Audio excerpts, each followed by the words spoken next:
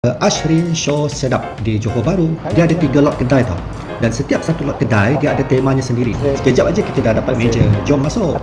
Alhamdulillah kita dapat duduk di tingkat atas.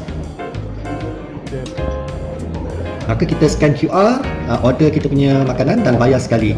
Kalau anda ada bawa bayi atau anak kecil, tak ada masalah untuk tidurkan mereka. Okey, makanan pertama ini dipanggil spaghetti salted egg beef bomb shakalaka. Yang ini pula dipanggil set daging salai masak lemak. Okey, yang ini saya punya, namanya pineapple fried rice with prawn and chicken floss.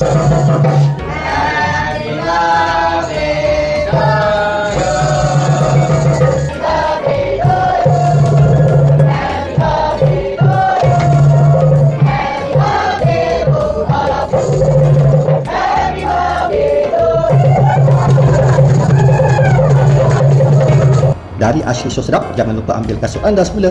Kalau tak, nanti balik jalan kaki ayam.